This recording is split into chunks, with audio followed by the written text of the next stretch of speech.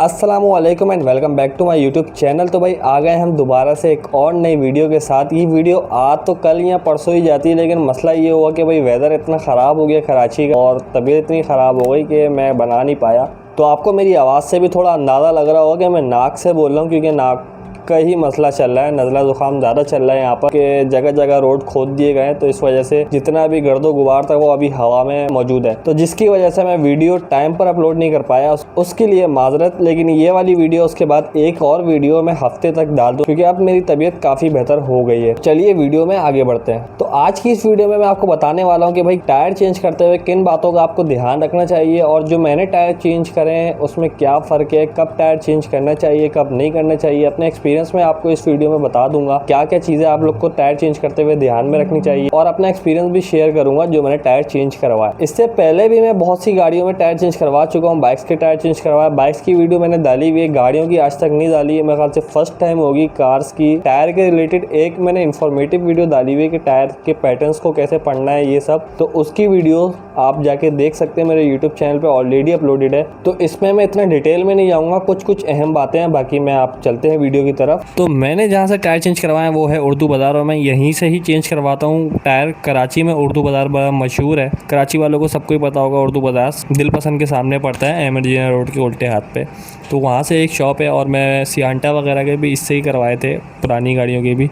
तो इसका भी इससे ही करवा रहा हूँ टायर चेंज, और मुनासिब रेट होते हैं। रेट मतलब अच्छे रेट देता है, जानता है भी अब तो ये। तो हमने से टायर परचेज़ कर लिए थे डनलॉप के, और ये टायर मुझे पड़े था एक 21,000 रुपये का समथिंग, या 22,000 रुपये समथिंग का पड़ा था। पड़ा 20,000 से ऊपर गई था डनलॉप ओरिजिनल।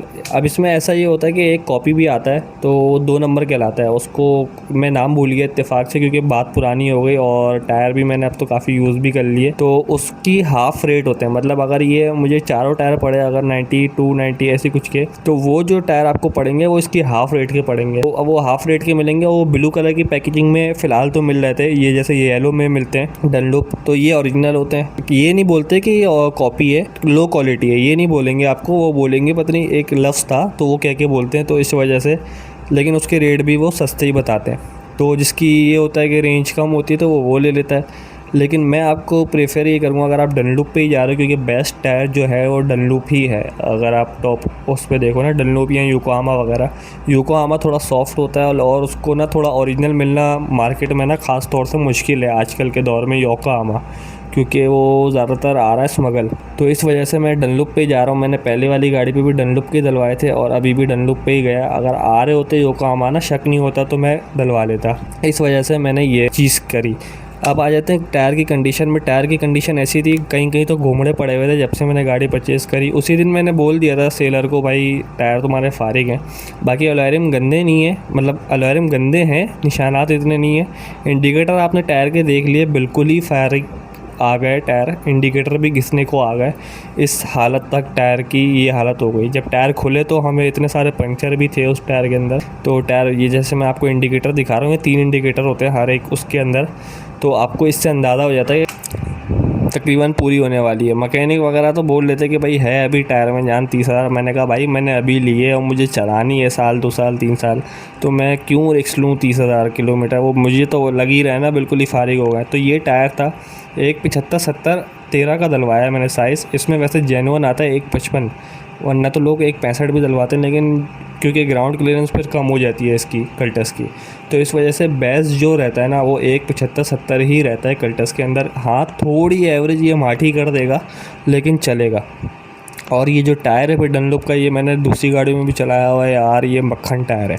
एक तो गाड़ी के सस्पेंशन शॉक्स वो अपनी जगह होते हैं, और कुछ मदद ये भी कर देता है, तो टायरों का भी रोल होता है भाई। और फिर इसकी जो रोड ग्रिप है वो भी भाई मज़ा ही मज़ा है। तो ये भाई ये टायर खोलने लग गए थे हमारे पीछे वाले टायर, और आगे वाले टायर भी खोल रहे थे। और टायरों की भी मैं आपको एक तरीका बताऊंगा कि भाई जब ये खोले ना टायर, तो आप मशीन से खुलवाओ। जैसे कि ये वाला जो टायर है अभी मेरा हवा निकालना है, तो मुझे जो पहले वाले जो टायर मैंने चेंज करवाए थे पहले जितनी दफ़ा भी करवाए तो मशीन के थ्रू ही है। तो ये इस बार इन्होंने टायर चेंज करने की दुकान चेंज कर दी। बेसिकली होता ये जो टायर ये जो चेंज करता है ना, तो ये भी टायर वाला ही पैसे इसके देता है। तो इस वजह से ये फ़र्स्ट टाइम मेरे साथ हुआ कि इन्होंने दुकान ही चेंज कर दी। हो सकता है वहाँ पे लाइट का इशू भी बता रहे थे, तो मैंने कहा मशीन नहीं है तो इन्होंने कहा मैं भाई हाथ से खोलूँगा। हाथ से खोलने का मतलब है अलॉय रिम पे थोड़ा सा निशान डाल लेते हैं। जो मैंने इनके पहले वाले टायर खुलते हुए देखे थे, जैसे ये पड़ा हुआ है एक बिना अलॉय रिम वाला टायर, ये अंकल ये किसी के ब्लू वाले टायर डाल लेते, ब्लू थैली जिसको उठा रहा है। अभी ये देखें जैसे कि उन्होंने अभी मेरा ये वाला टायर का हवा निकालना, मतलब उसको फुल अलॉय रिम से अलहदा करने के लिए निकालना, इतनी हद तक तो बर्दाश्त है भाई ये, क्योंकि टायर तक का है। अब उसके बाद जो वो लोहे के थ्रू निकाल लेते, उनके पास मैं आपको रॉड दिखाऊंगा। रॉड काफ़ी बड़ी रॉड थी, उसके थ्रू वो निकाल लेते। तो मैंने कहा भाई ये आप नहीं करोगे, और उन्होंने मुझे बाकायदा बता भी दिया इसके थ्रू निकाल लेते, ये जस्टिफाई है, ये कर सकते हैं। लेकिन वो जो रॉड पड़ी हुई है ये सामने, इसके थ्रू वो निकाल रहे तो बाकायदा धड़ाधड़ निशान डाले जा रहे थे। छोटी भी रॉड नहीं थी, बड़ी रॉड थी। तो मैंने कहा भाई आप इससे नहीं निकालेगा, मशीन का यूज़ करें, तो वरना तो अलॉय रिम वैसे ही छोटे मोटे निशान है और निशान आ जाएंगे। तो मुझे अभी कलर थोड़ी करवाना, कलर करवाऊँगा अभी तो मैं बाद में करवाऊँगा। तो इस वजह से फिर ये दूसरी शॉप पे लेके गए टायर, और मैं भी इनके साथ गया, ताकि उन्होंने मुझे ही बोला कि भाई आप भी साथ चल लो, ताकि भाई आपके दिल में कोई बात नहीं रह जाए कि टायर चेंज वेंज ना हो गया। मैंने कहा जी बिल्कुल मैं भी साथ चलूँगा। तो चंद कदम पे दूसरी शॉप थी, उसके बाद मशीन थी, हमने मशीन के थ्रू चेंज करवाया। इसमें आप देखें इसमें निशान नहीं लगता, तो जिसकी वजह से ये अभी ये ऐसे रॉड डालते हैं। चलो अगर वो छोटी रॉड भी यूज़ कर रहे होते तो मैं मानता, लेकिन छोटी रॉड यूज़ कर नहीं सकते थे 4 टायरों के लिए। लेकिन ये देखें इस तरीके से खुलता है ये। अब इसमें अलॉय रिम पे निशान नहीं आते। अब यहाँ पर जब सब कुछ टायर लग रहे थे, चारों टायर हमने करवा लिए, तो इसकी व्हील बैलेंसिंग हो रही थी यहाँ पर आकर। तो इस तरीके से व्हील बैलेंसिंग होती है। माफ़ कीजिएगा भाई मेरी तबीयत इतनी ख़राब हुई है, मतलब खांसी आई जा रही है, इस वजह से मैं थोड़ा रुक के बोल रहा हूँ, तो उसके लिए माजरत। तो ये कुछ सिनेरियो बैठता है, ऐसे करके व्हील बैलेंसिंग हो जाती है। वेट लगते हैं, अगर वेट उतरने वाले, उतरते तो नहीं है, लगते ही हैं। नए वेट लगने वाले थे तो नए वेट लग गए, और इस तरीके से हमारा ये वाला टायर लग चुका था, आगे वाला टायर रह गया था। तो अब उसकी बारी, ये आगे वाला टायर अब लगने जा रहा है, पीछे वाले टायर लग गए थे। इसके बाद ये 2 कंप्लीट हो जाएंगे, उस साइड वाले रह जाएंगे। जो मोटी मोटी बातें थी मैं आपको बताते जा रहा हूँ, अगर इसके बाद भी मैं कुछ भूल जाऊँ। हाँ, लग नट्स आपको दिख रहे होंगे कुछ, उसमें 2 छोटे वाले और 2 बड़े वाले, तो ये मैं बाद में चेंज कर दूँगा। फ़िलहाल तो मैंने चेंज कर भी दिए हैं, तो मैं आपको बता रहा हूँ बाद में चेंज कर दूँगा, लेकिन मैंने अभी चेंज कर दिए। इसमें ओरिजिनल इसी के डाल दिए कल्टस के। तो चारों टायर हमारे लग चुके थे। अब हम लोग आ गए थे व्हील बैलेंसिंग करने। तो अब हम लोग आ गए थे यहाँ पर अलाइनमेंट करवाने। ये हमारे पुराने अलाइनमेंट वाले हैं, अली नाम है इनका। ये रहते हैं 5 स्टार की तरफ, 2K के बिल्कुल सामने रहते हैं, जहाँ नादरा का ऑफिस है उसके बिल्कुल अपोजिट साइड। तो इन्हीं से मैं करवाता हूँ। और 700-800 रुपये इन्होंने मुझसे लिए। कल्टस के बड़ी गाड़ी के 1000 रुपये होते हैं। तो इस तरीके से कुछ मामलात बन जाते हैं। और अगर कोई भी 19-20 हो तो बोलते हैं कि दोबारा आके सेट करवा लो, काफ़ी पुराने हैं ये। तो इन्हीं से मैं करवाता हूँ।